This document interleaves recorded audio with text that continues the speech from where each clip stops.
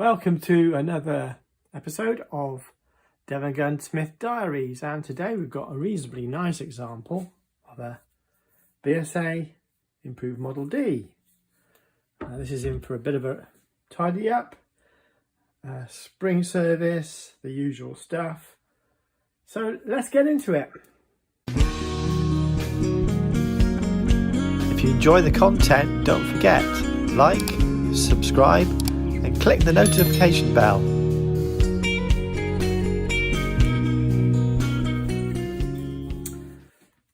So it's quite handy, but often the most annoying part is getting the stock bolt out.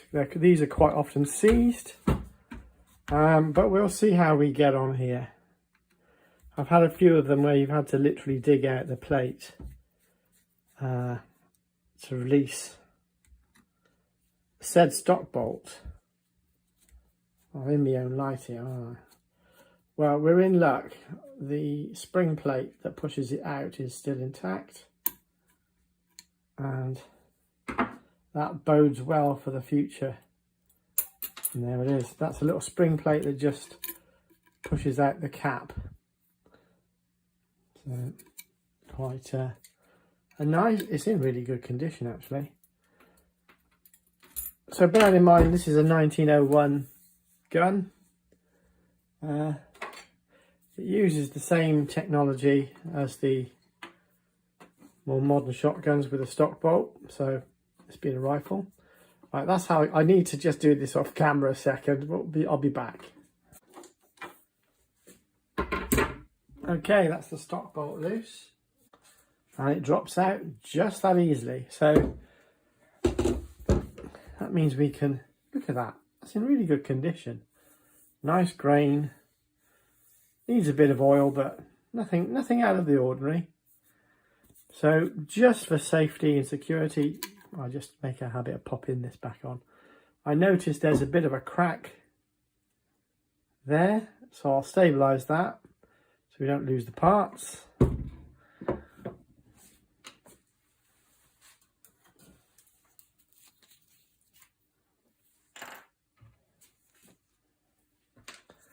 Do it from the back edge.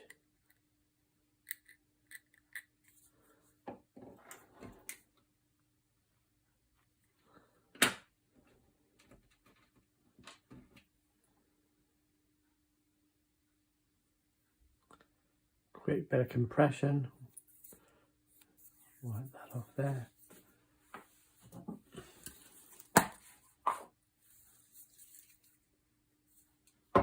Make sure that's fully aligned. It is. A bit of accelerator on the back. And that's right. I'll go over this with a little bit of fine wire wool to get rid of that glue seam. But it should be good now. Just hold it under compression for a little bit longer.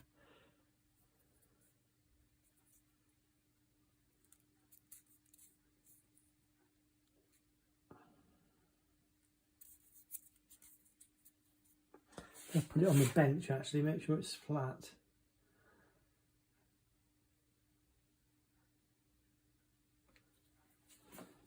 Okay, lovely. So now I can pop that back. That'll get cleaned up in the final finish. Just pop it back in there. And you see, obviously it goes under compression there with that spring plate, so you've got to be careful there. So I'm not going to do it up so tight. But that was lucky, guys, because I've had to dig them out before because somebody's taken the cover off and the spring plates disappeared. So this is, well, this will be almost mint condition when it goes returned to its customer. And I've been clearly instructed not to do a full restoration, leave it a little bit light there. Okay. But rather to focus on the internals and minimal interaction with the finishing, because he wants to finish it himself. That's part of the deal that a lot of my customers like to interact with the parts and do part of the work themselves. So, I'm going to get ready to strip this out. Let's get into this then. It doesn't seem terribly rusty. There's some chatter marks and somebody's been over tightening these screws. There's always a bit of a burring situation. They're a little bit stiff. This is like 1900s air rifle. Considerably good condition. In spite of everything, I will give these a little bit of a tidy up, these screws. Not that they need to be undone by the operator. That's a little detente. Right, and that runs smoothly. Oh, that's okay, it's quite well lubricated. It's a lock screw here. Let's see if I can get into it.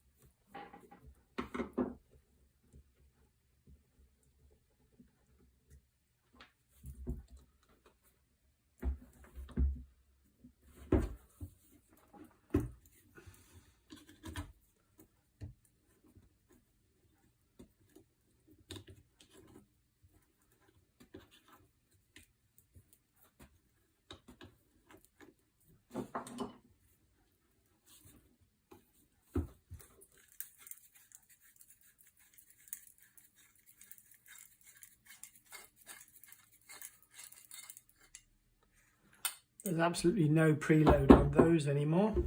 And just so we can get plenty of comments and negative, just rake the barrel, which is what everybody seems to think I do. It's just the only way to grip the spring to pull it out. Okay, so one of the springs is broken, I think, yes. It's a double coil on these quite often. Sometimes there's a singularly interesting one as well. All right.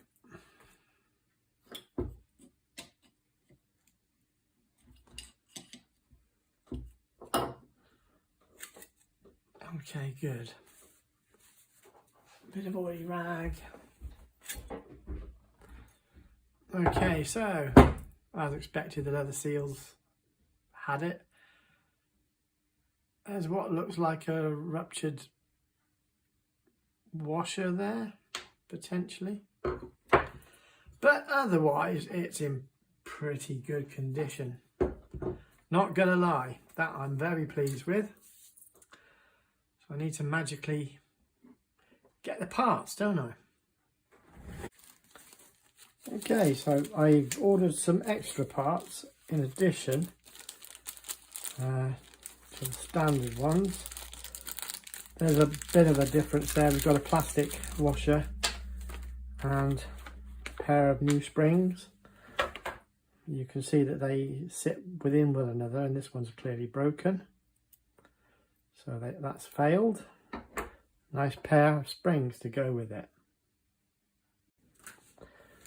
So the springs we'll set aside. I've got some extra ones in case I need them. The last thing you want is parts to be missing that you thought you needed but you didn't have, and all that. It slows the job down considerably. There's a plastic washer, and we need to soak this in mineral oil, ideally overnight. So we'll get that started and we'll clean all the components ready for the new install. And you can see the springs on the old ones have failed. So set that to one side, clean all these parts. The stock doesn't need a lot of doing to it, just a little bit of linseed lightly polished in, I think will probably be all we need to do. And some basic prep restoration work to remove the rust, just to get the job moved on. My customer didn't want the extra expense of me completing anything like that. Sounds like there's something loose in there. Oh, there it is. Interesting. I've got a feeling somebody did a little pokey job, and that's what got left in there. That's why there was foreign bodies in there, I'm imagining. Yeah. Funny stuff happens in the history of a gun. I think somebody pushed a cleaning rod down and then turned the pellet loader and effectively sliced it off, leaving it inside here, which is why it wouldn't function. So let's get into this cleaning now, and we'll get that washer soaked overnight while we prepare all this. Okay, let's get into the cleanup. Start with the dirty rag. Yeah, that needs a bit of a rub down. Got a bit of old grease there. Yeah, that needs loosening. Right, so with pistons like this, you need some lead clams, like these ones that sit in the vise, like that. Or, if you're flush, order some barrel clams, and they obviously grip nicely without marking pistons. We need that because that's going to probably be quite difficult to get out. I'll do that off camera, because it's just quicker. Okay, that proved rather easy. Make a bit of space on the bench. That turned out to be quite easy, even though this screw's really buckled up.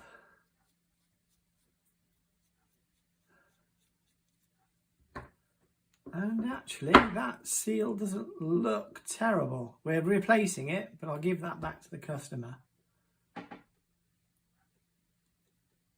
Oh, this has had it though, hasn't it? Yeah, that's the old rubber one. There's the original washer. Can you see how buckled up this is? It's really mangled. I'm gonna have to do something with that. Right, so there's a bit of dirt on this. Not terrible. I'm gonna polish this surface here. There's no terrible scoring here. It's okay. The face is okay. This is a bit cruddy here. That's just build up. It's not anything to worry about. That's part of the portion that's exposed to the air. So this grease is oxidized somewhat. Again, it's not terrible. Polishing it just gives it a bit more slidability. There's no terrible scoring or anything in there, so no, that's pretty good. Not going to interfere with that too much. The sear's okay. It's a little bit rough looking. I might have to look at that. So, right, so main barrel piston, let me just check in there. It's actually really clean considering. And we just need to remove this scabbing a little bit, if at all possible. Just you've had a little bit of a scour, you will say, oh my goodness, what he's doing. But rust is actually really hard to remove easily. That's still rough. I'll have to get back to you on that one. It's got a bit of pitting going on there. Let's see if I can find my proprietary rust remover. This is not a product placement, it's just what I use for this kind of thing. I'm going to need a bit of tissue, let's just use that for now. I'm just going to show you an overview of what you can do with this kind of product. There are many like it. Oh, that's a bit mucky, isn't it? Right, okay, so you can use a product like this. I can't endorse it. It's not a placement, all that nonsense for the YouTube moderator.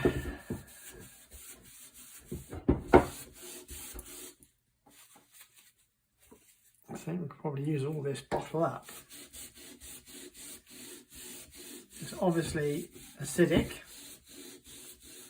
so we don't want to get it in there, we don't want it getting in there, and so on.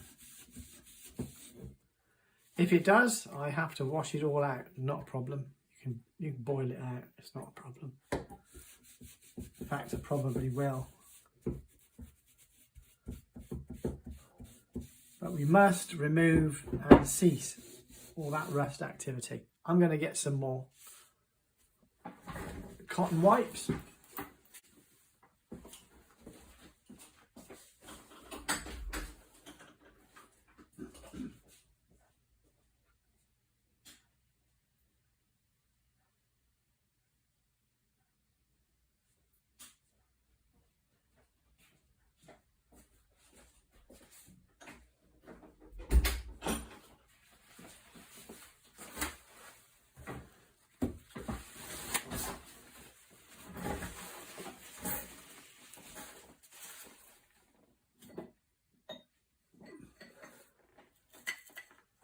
Looking for a brush. I don't think I've got any brushes.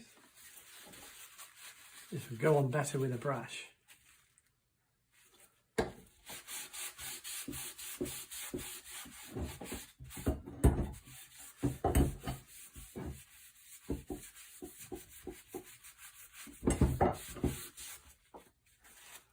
Right, well, it's killed the rust. You really need to brush this on, really. And while the rifle's in parts like this, we want to clean that barrel as well, because the port's clear and there's nothing in the way.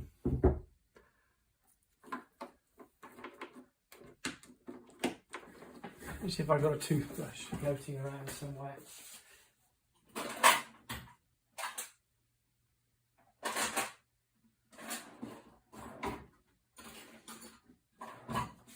There's my trusty toothbrush. Let's give it a shot with that.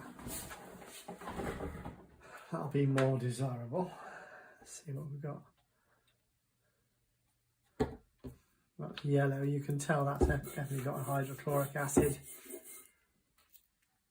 type of action. Sometimes you put this stuff on shotguns and it literally removes all the blue instantly. It all just falls off. Now, I've got to watch around here. We don't want too much corrosion going on in there, really. I will neutralise it with some sodium bicarbonate in a solution and just wash it through under a hot tap. Because it's inevitable you're going to get some of that messing that up.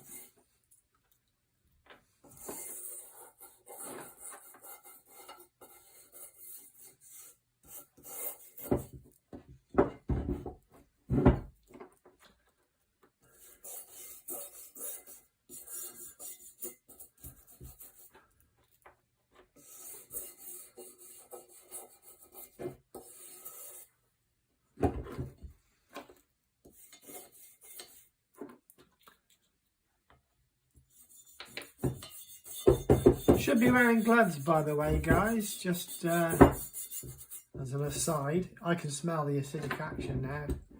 It's got that metallic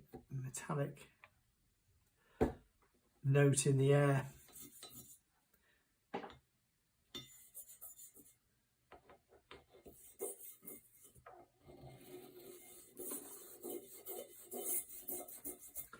So like I say, neutralise with, you can make a baking soda paste. So if you use baking soda,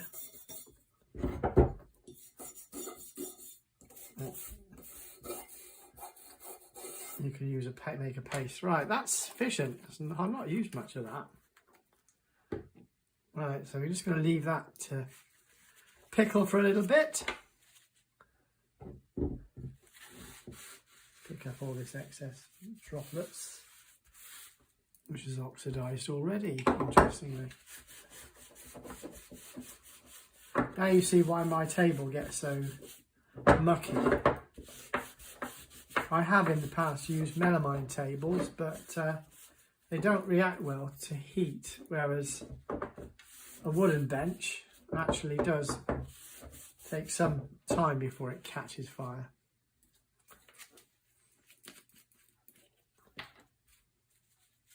In fact, on my off-grid workshop, I've got melamine just because it was cheapest material available. And I use heat on the bench, quite invariably crackles the melamine.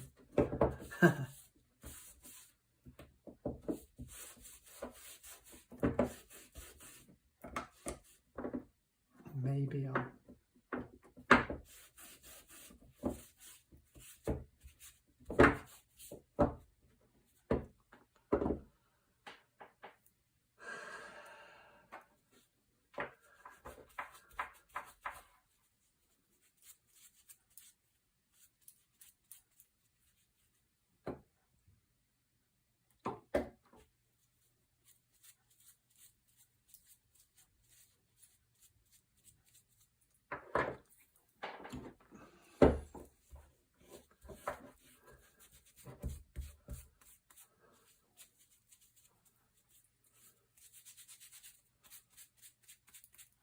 Okay, that should cover it. I'm going to go and neutralise my fingers before they melt off. Just kidding, they're already melting. Ah! I'm back, and I got a bit of bicarbonate of soda, or sodium bicarbonate, a little cup of water and a teaspoon. It won't take long for these parts to be relatively ready for rubbing down or scouring. I've got a bit of Merclon cloth here, just to bump off those bits of rust. Patent numbers there. A wealth of information on these old guns. A lot of these modern guns don't have half of the information available. Now, it's not my job or my brief to completely, utterly clean this. It's just neutralising the acid. My customer wants to take part in the preparation work, so he'll take this on. I'm just taking it down a little bit. So it's not a complete restoration or conservation in this case. Okay, on my fingers.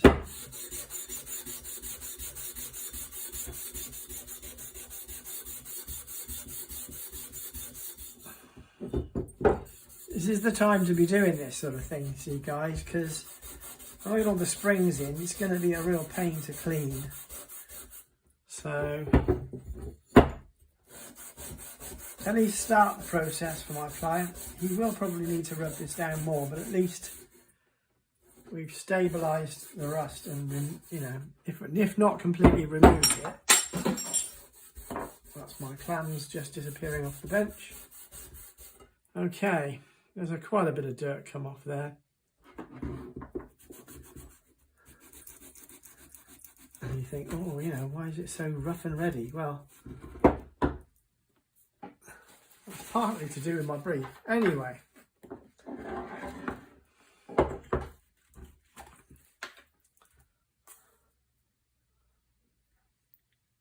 A big dollop of that. Generous dollop.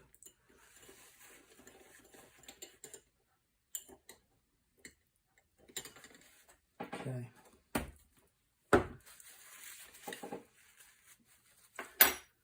So that's the acid on the brush getting neutralised.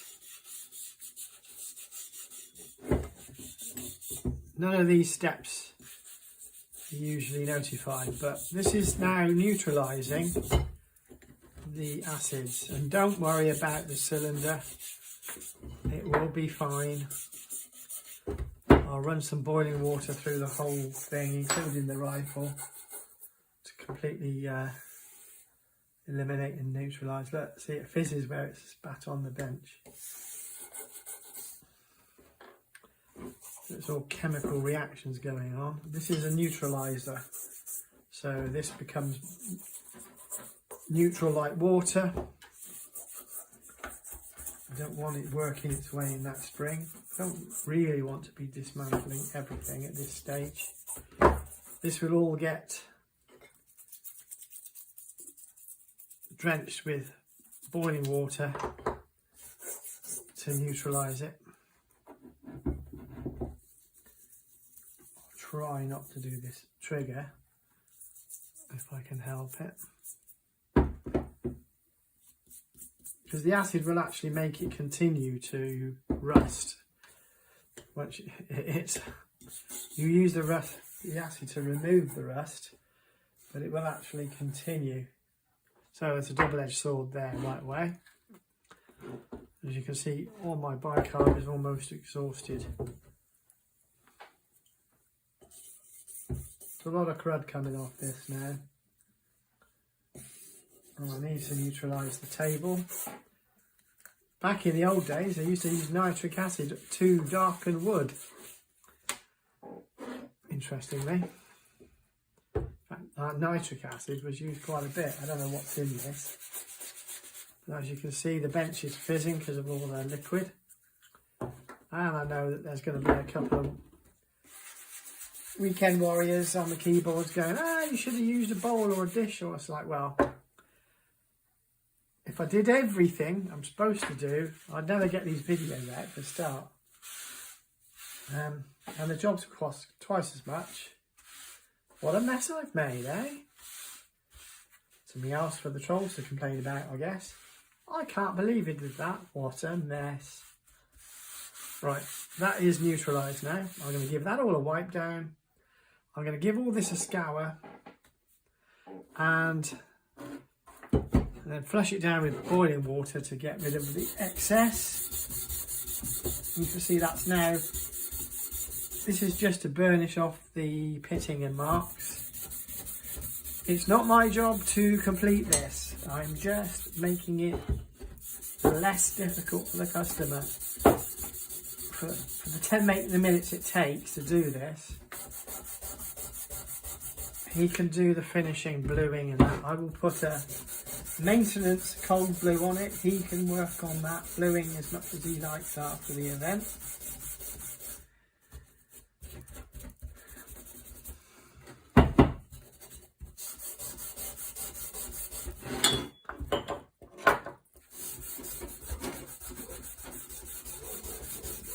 This will look better than it did before it came in.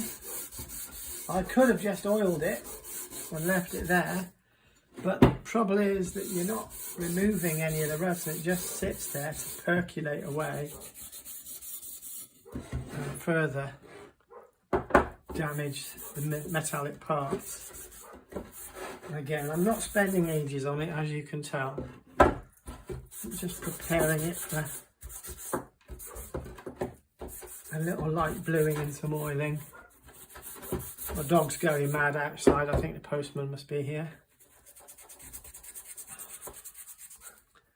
Or one of the carriers that actually gets things here rather than the mail. Mail seems to be terrible around here in the countryside. And that's the other clam bouncing off the table. Right, I'll be back, guys, having washed all this clean.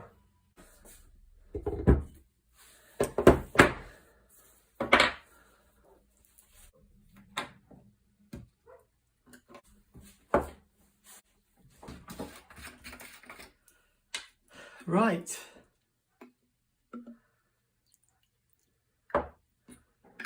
Use some cold glue. A brush. This is still hot. Why is it still hot? Because it takes a bluing better. We've got to get that to take a nice bluing really quickly. This is cold blue, but you can use it correctly when a piece of metal is hot. Like when I've just scoured it with hot water. What in the black powder circles is called boiling the barrels. Well, it's basically pouring hot water down the barrels on the inside and the out, get them clean.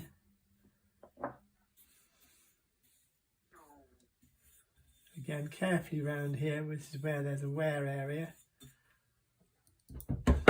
This is cold blue. So called because it's not in a boiling vat. It still has the bluing salts, and as you can see, while this is what I call a maintenance fix. It just makes the gun look pleasant and ceases any rust issues. I nips them in the bud, frankly. So I've deliberately not done the whole of that breech area. Left that with that's not got wet with oil. Obviously the boiling water flushes out any errant grease from the cylinder. So tomorrow when I put the cylinder back, the piston back in the cylinder, we will address that by greasing it. It may not be shown on the screen, guys. I know a lot of you get very anxious when I assemble things apparently dry. Actually, it's not intentionally that way. It's just easier not to have greasy components in your hands when you're trying to work from an extended position, which is frequently the case. Ugh.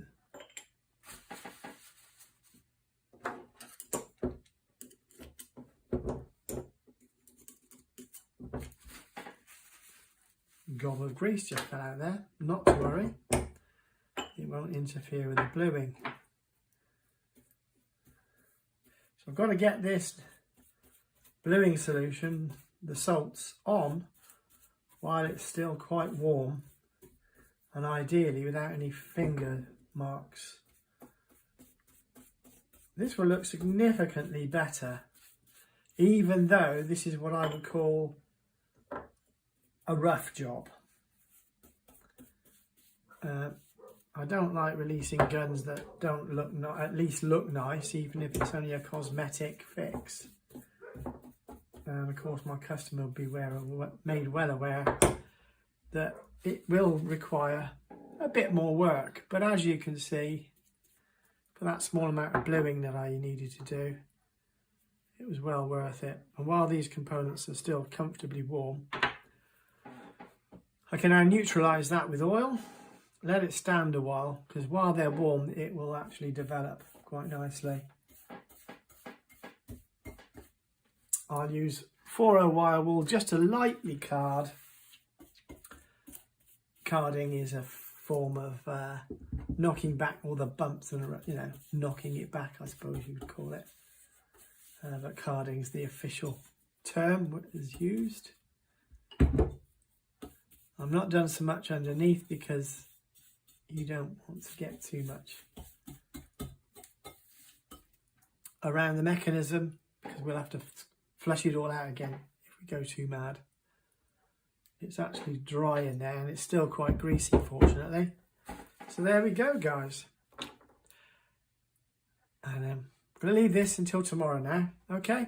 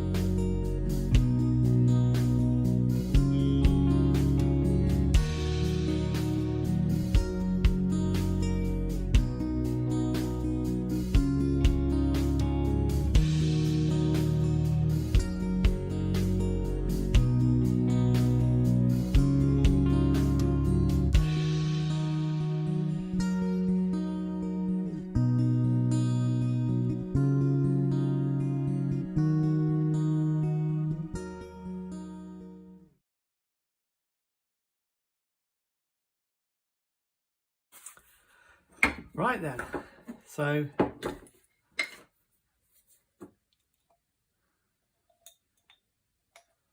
our piston is nicely soaked.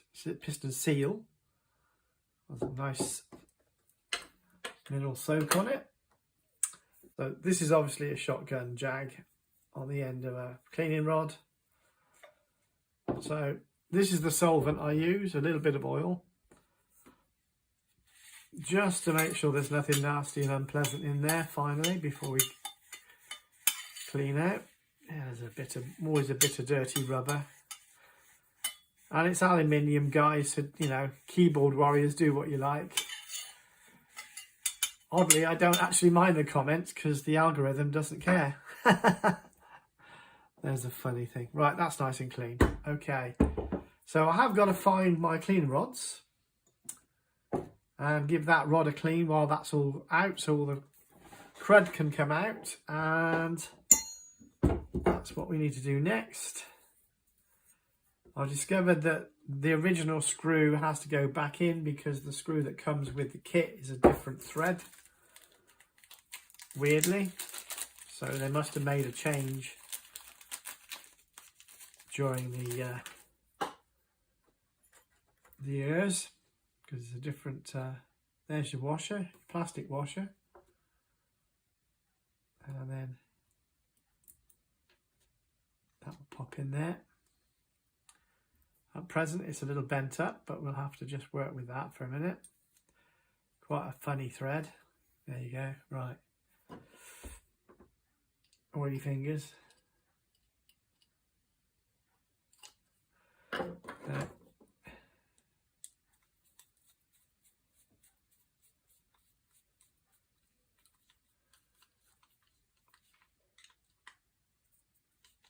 I will need to adjust that screw. I'll have to dress it up.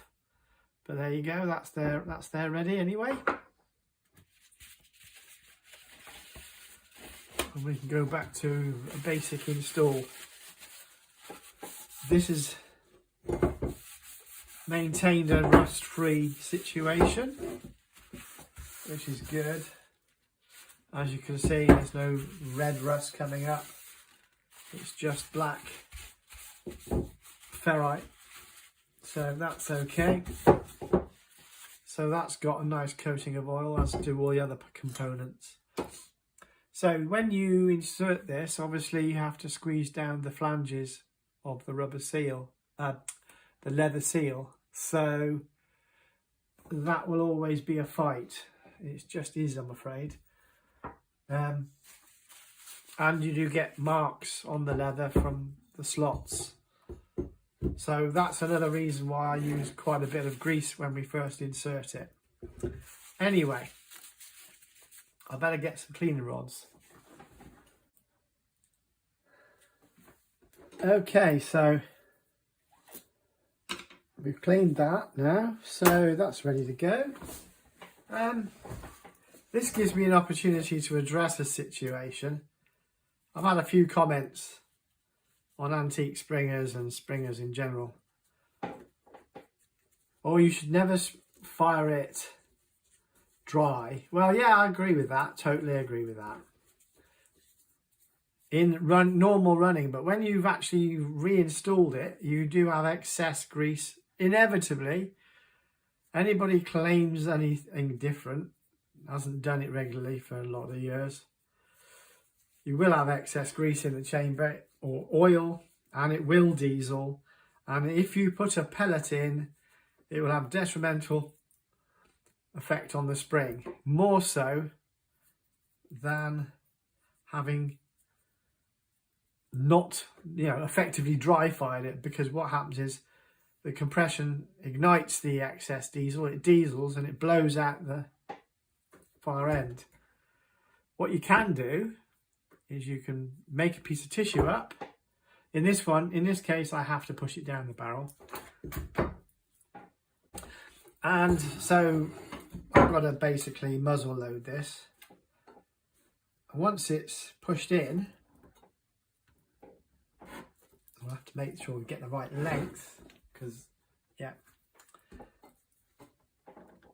it's going to be a bit stiff. There you go. Right, so I don't want it to come through the loading port, so I want to just push it only enough.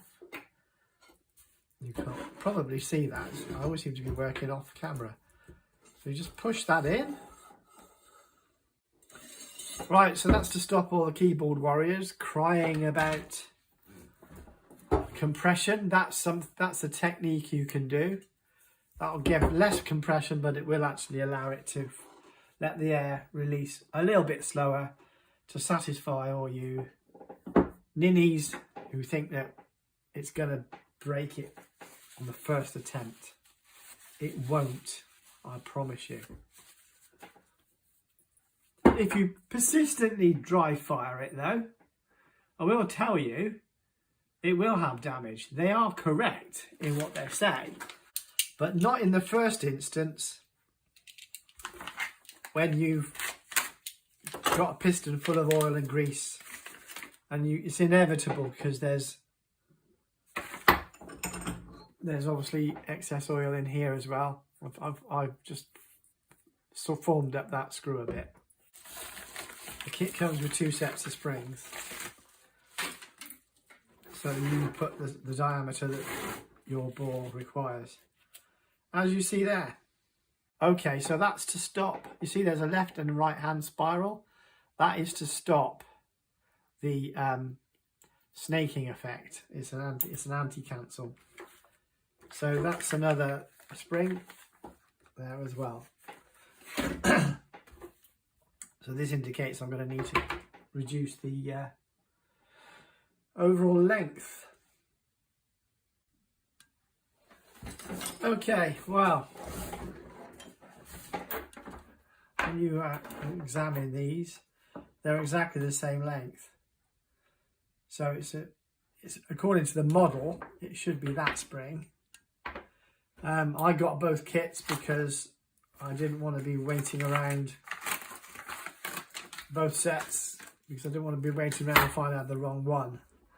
But if I put it in naked, which means it's already quite a bit longer, is over length. And what happens with these is, if you look at the compression on the square ground, because these are square ground, as you can see, originals, they're already spragged, which means compressed. But with the round steel springs of the modern day, they have a better tensile strength as well, and they will take a lot more to compress, and therefore you'll end up with a higher feet per second velocity. So my usual philosophy is I'll load up the piston, slide it in here, and sort of leave about 1 inch or 25 mil on, set it all up, crony it, and then see where we're at. But I know from experience with these round wire springs, they're very, very strong. And I think they're probably a lot stronger than the square ones, because these can bear a bit more compression. They're actually thicker. I have known, obviously with a preloaded, with that already in, you can have one turn of the coil sticking out, and that will be sufficient to ride on there. At the end of the day, this is actually an antique, and we don't really want to be firing them excessively. I wouldn't recommend it anyway, because it's an antique. It's worth more in working condition than everything failing. Of course, this is the most common place of failure. I'm about to put it round the wrong way. So if you offer that up there, you'll see how it goes. It's the top loading, and then you pull it back and it aligns. But most of the gas will leak out of this area if it's got any amount of wear to it. So obviously that needs installing too. Don't forget, we've got a bit of tissue paper wound up in there to give a bit of pre-compression when it's released. So please don't keep sending, well, no, do send me as much negative stuff as you like, because the algorithm doesn't really care. It just sees it as engagement. So crack on. I'll just send you a smiley face laughing. So this is the hard bit. This is the bit that always gets me hot under the collar, because obviously there's a threaded portion of the barrel there that I've got to scratch a brand new seal all over, and because it's a leather seal, it's going to be excessive. So if you hear bleeps, you know I'm doing my job right, because I'm putting the right amount of effort and the right amount of expletives in. Okay, so I don't want to hear any more about you're lubricating the barrel too much, really. Get bored of it. Right, so as you can see, this is quite a nasty little job. It's going to be a pain, and you've got to just wiggle it in over those threads. The sound might drop out because I'll be speaking very frankly in a non-woke manner. Right, anyway, let's see if I can do it on camera. You see what happens. It works to spring up. Ideally, you want like a tubular shim. If I was doing these all the time, I'd make a tubular shim to squeeze that down, but there's not much tolerance there, really.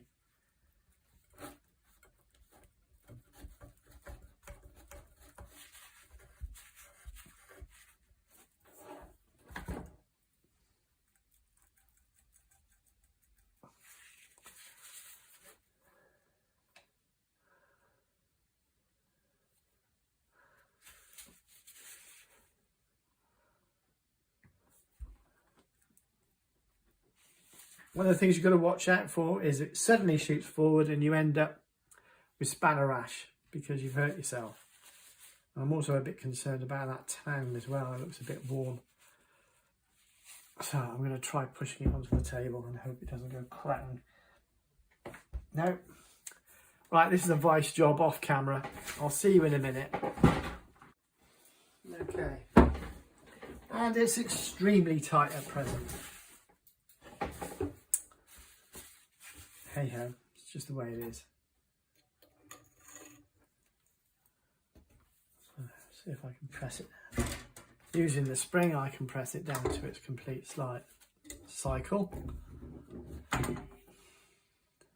This is where I get a screwdriver, start poking it in there. That seems to get the keyboard warriors excited as well. So, got to satisfy your audience, haven't you? Anyway, so now you can see how much extra there's on that spring. I never really understand why the manufacturers put so much preload there. It probably does a number of different models. So so I've heard people cut these with bolt croppers, but I prefer to use a disc cutter and cut it off. I will probably leave 1, 2, 3 and cut it across there. So it's actually 2.5, isn't it? Turns.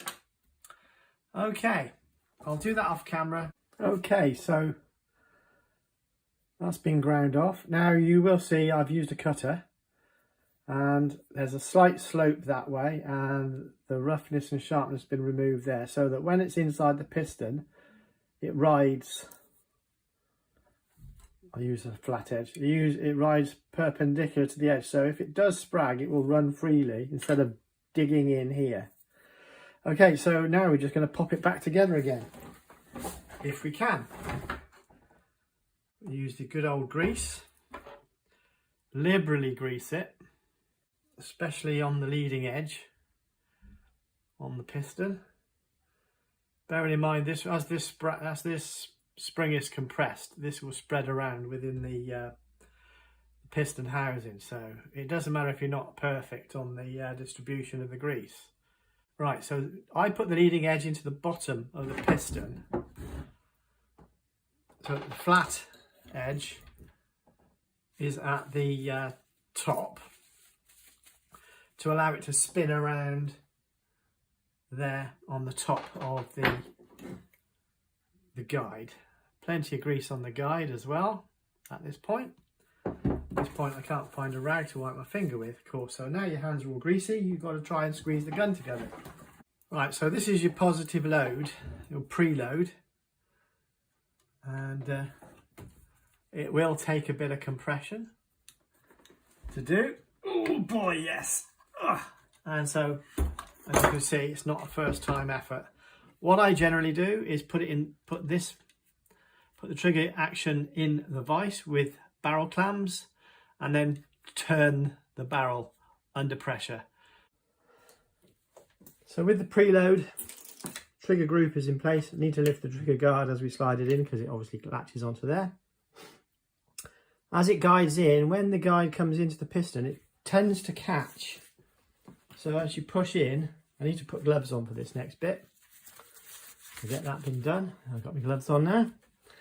Right, so it does take a lot of work and you've got to get the alignment dead right. Has it there? I've just engaged. Right, now I need to press really hard and that will stop it moving. So I'll find a way of holding the trigger guard up out of the way, a bit like that, and then back in. Nearly there. Oh. Right. So I'll get my work out. Now it's caught on. So with that held out of the way, it's a lot easier. Oh, that got me calories burning. Okay, so now I'll just turn it by hand and it will come to a natural stop because it's threaded and such in the factory so that it engages. We're coming close now, maybe half a turn more. No, a bit more. A bit more. There you go. So and then you align it so that when you drop that down now, you can fix those screws for the trigger guard. And that is it installed. Okay, so there it is. That's the main system, the firing chamber, if you will. Gloves off, back to the reality of putting it back together again now.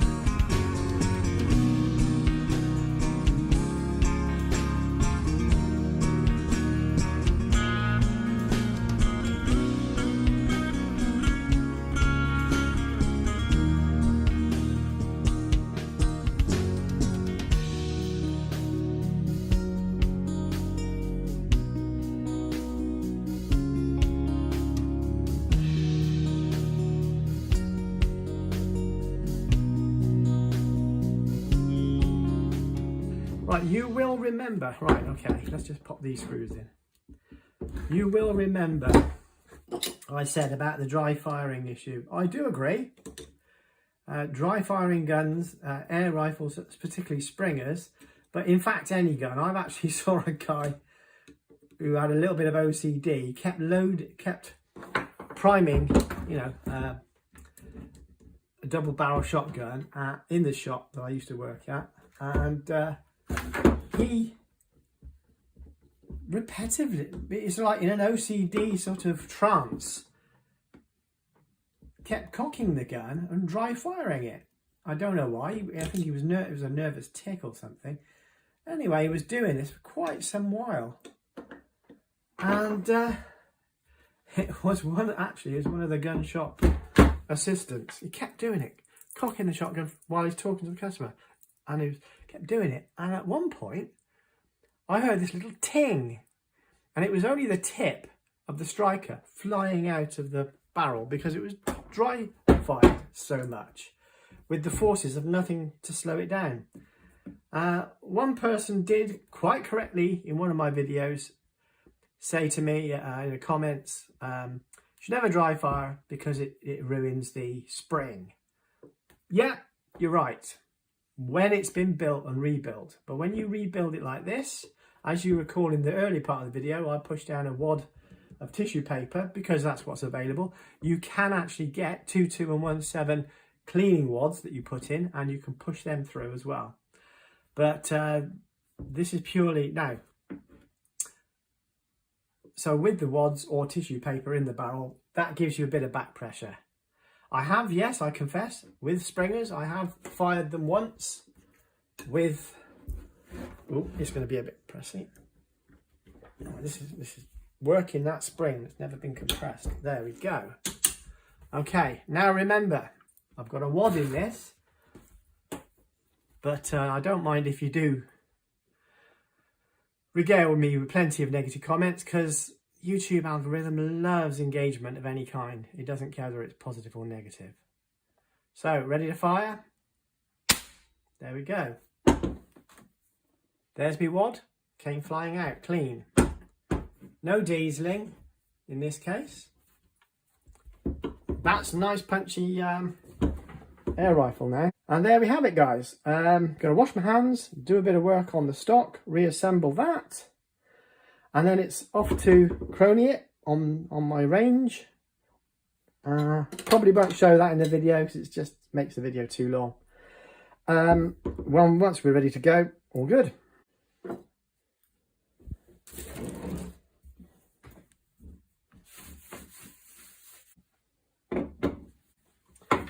So in the normal way I would use a phosphorus brush to clean all this up. I'm not going to in this instance. This is a simple, quick walnut oil. As again, keep saying ad nauseum, the customer wants to do the job himself, which is absolutely fine.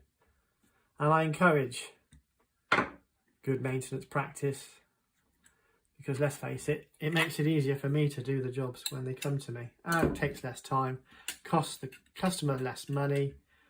A good maintenance practice is worthwhile. I'll put that round the other way. It's got a slight egg shape to it. Anyway, I'm just going to drop a bit of oil on this. I'll use the oil that was in that jar.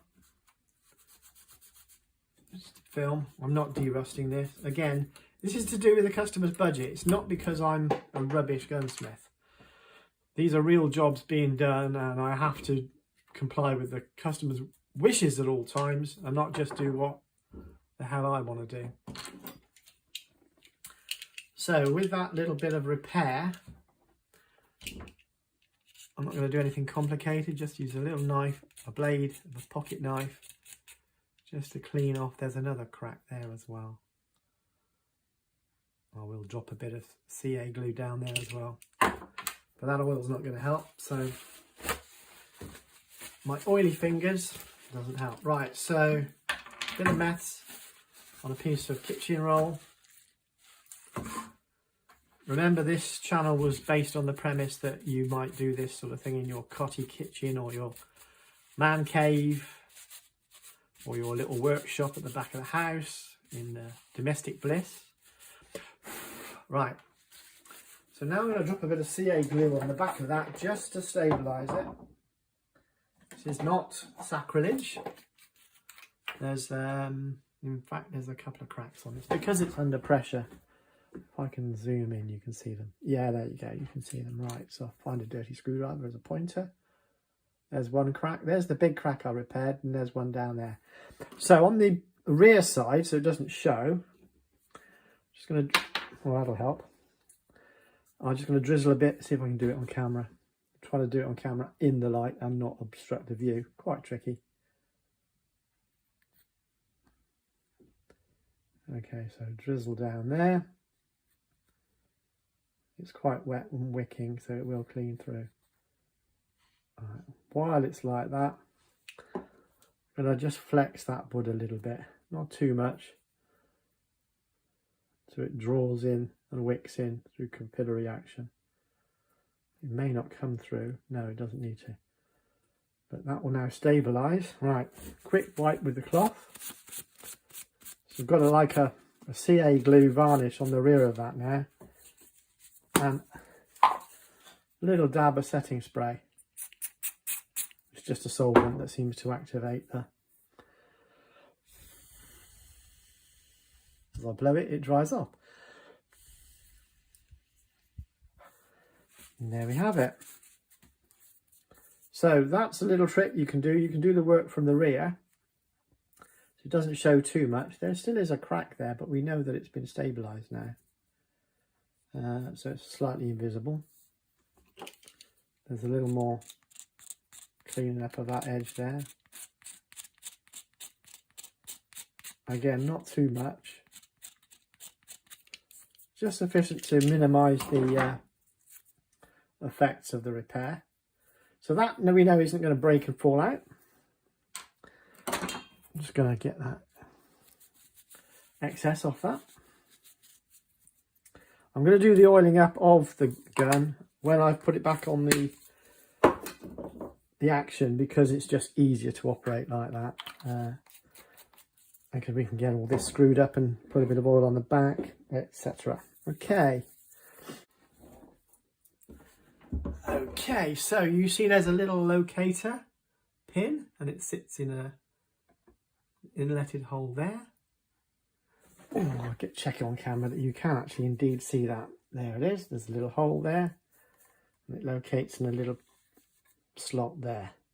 It's quite a tight fit, but it does go together beautifully. Okay, so the hard bit is now getting the screw done. I'll have to do that off camera, I'm afraid. Okay, it's now engaged.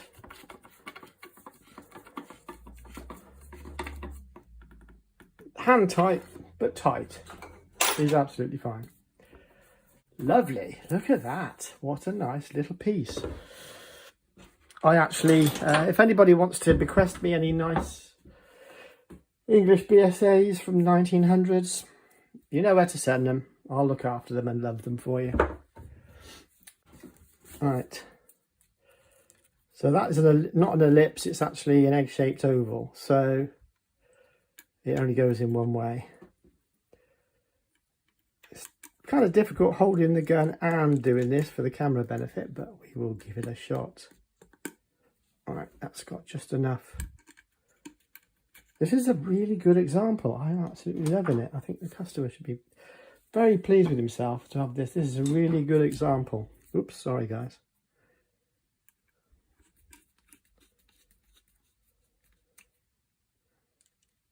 Yeah, my arm's over the tripod of the camera, so I'm like trying to give you a gunsmith view at the present.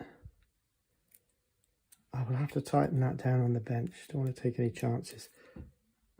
It was a bit proud, I think. No, it wasn't, was it? Okay. There you go, guys. Right.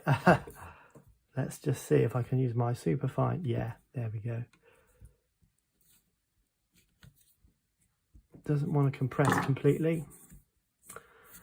Okay. And zoom out. Lovely. Right, so the all that remains now is to give it a little clean. Well, let's just see what it looks like with a bit of walnut oil. So walnut oil is either actually genuine natural walnut oil, or it's a combination of, this is walnut oil. It smells of walnuts. Sometimes they're called walnut oil because they're applied to walnut, but they're not actually derived from walnut. You can't, the smell of walnut is very rich and lovely. So I normally do this on my lap, but for the purposes of the film, I need to show you it sort of. Oh, no, well that didn't even work, did it? Right, okay. Okay, take two, Paul. Right. So with some walnut oil on my palm of my hand, I deliberately apply it. See how it shines through very quickly. These kind of oils are available at your local gun shop. I can't name names, but down here in Devon, there's various gun shops.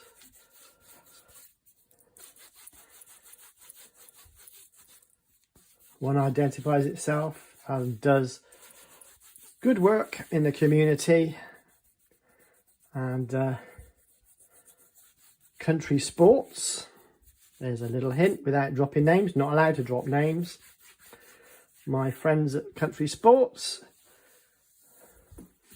There's an air rifle specialist down in Newton Abbot, and I do believe that they are absolutely crack shots there. Whoops, camera bashing. That's all I ever do these days. And down here in Devon, in Exeter, there's a really good shop. They're great sportsmen. And there's some really nice guys in the gun room too. And yeah. So, yeah. I'm not allowed to name drop in YouTube videos, if you understand. That would be a violation of the rights. But when you're interested in country sports, and you're a bit of a sportsman, and you enjoy your gun room, you know, these things are ubiquitous in nature and in the country scene. So all my friends at the different gun shops, who have my respect because they have really had a hard time. As a little jobbing gunsmith, I've been able to just tighten my belt. But some of my friends in the trade have had a hard time. So, can't name drop. I would love to put their website addresses down in below for you. But unfortunately, the YouTube algorithm will not allow it. Right, I'm going to find a burnishing cloth just to wipe that excess oil off. Okay, so a bit removal. That actually looks pretty good. This doesn't actually need much more than that. It just needs a bit of nourishing. Yep, that's fine. And as the client said, he didn't want too much doing to it. So there you go, guys. I need to go to the range and do a bit of chronographing. That's boring. I might do a video on that one day. But not right now. I'm absolutely rammed with work, so I need to crack on. So, I don't do PCP air rifles because I refer them to one of my friends who's an absolute crack shot in the air rifle world, and I get him to take that work on because they've got a fantastic shop with air rifles, dedicated to air rifles. That's come on lovely now, that loading. That's lovely now. Yes, so the air rifles go to my friend who's absolute crack shot, and all my supplies I go to another one of my friends who's a real country sportsman. Yeah, they're great. And occasionally I see my other friends and they've got a beautiful gun room. Yeah. So if you like this, by the way, 75% of all my viewers, which are in their thousands, haven't subscribed. So please like and subscribe, because that helps me continue making content for you. That's it, guys. Another nice video. Thanks.